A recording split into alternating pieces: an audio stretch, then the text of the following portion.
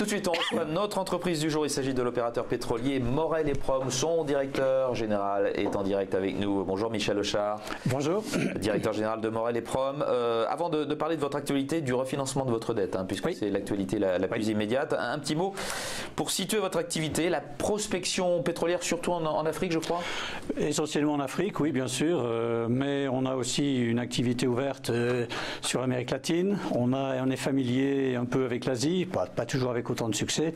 Le berceau de Morel et Prom, c'était l'Afrique, et sur cette base, on a développé... Un pays en particulier en Afrique? Alors, bien sûr, le Gabon actuellement, le Congo, le Gabon, mais on a développé aussi un partenariat important en Nigeria avec ces plates qu'on a aidé à créer et qui opèrent plus de 60 000 barils jour actuellement, 300 millions de pieds cubes de gaz, donc c'est quand même une réussite aussi un peu impressionnante, avec le Nigeria qui est un pays pétrolier complexe mais motivant. C'est de l'exploitation pétrolière classique, il n'y a pas de pétrole de schiste chez vous? Non, pas de pétrole. On a un peu d'huile lourde dans les Rocheuses au Canada, mais qui pour le moment est en suspens, en attente de reprise économique. Bon, dites-moi, on avait un petit peu perdu de vue Morel et Prom par rapport aux années fastes d'il y a 10 ans et surtout suite à l'OPA d'il y a un an. Un an tout juste d'ailleurs. Tiens, parlez de vous. Un an, effectivement.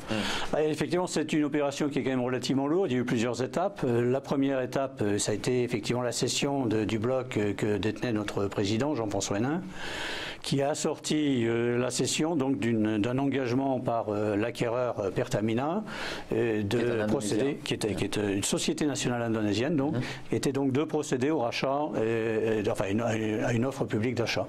L'offre publique donc a pris le temps normal du montage, a été lancée le 15 décembre de l'an dernier, et avec effectivement une opération qui s'est terminée le 22 février de cette année.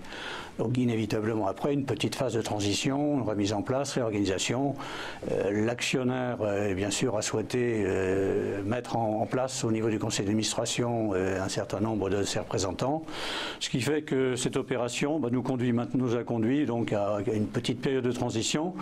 Et effectivement, Morel et Prom est toujours coté en bourse. Morel et Prom est une société cotée, totalement indépendante.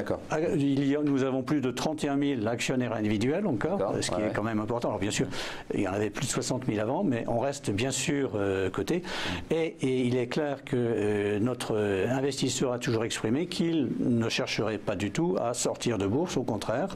C'est un de ses besoins clairement exprimés qui est le maintien de l'activité en bourse. Alors, vous venez de refinancer votre dette. Elle était de combien d'ailleurs? Sur quel montant ça porte et qu'est-ce que ça va nous permettre de faire? Alors, écoutez, quand on l'a refinancé à peu près, à un montant équivalent. Mais vous allez me dire quel intérêt. Alors, bon, nous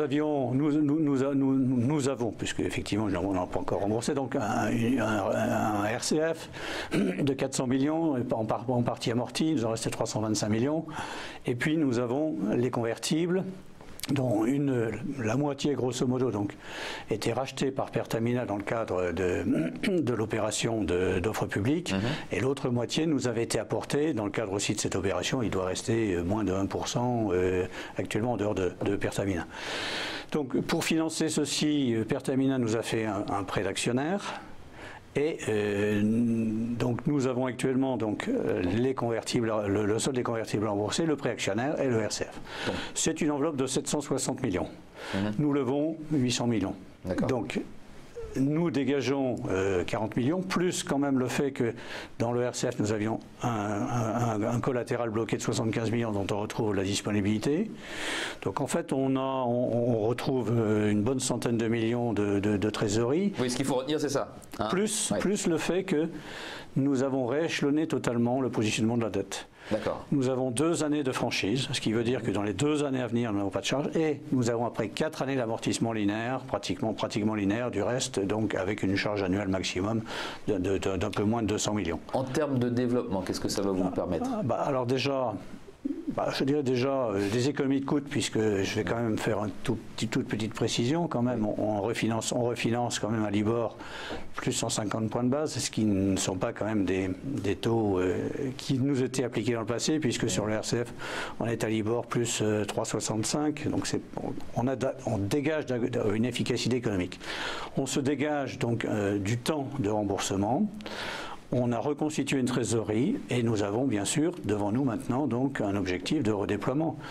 Lequel il est simple, il est clair que nous retravaillons bien sûr pour relancer notre croissance organique. On va reprendre un programme de forage, bien évidemment.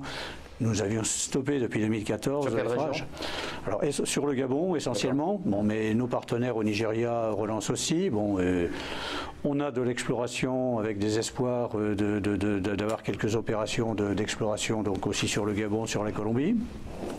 Et puis, je dirais, on se donne une souplesse dans un monde dans lequel il y a beaucoup de restructuration, réorganisation. Les majors ouvrent beaucoup d'opportunités. Il y a beaucoup de restructuration possible.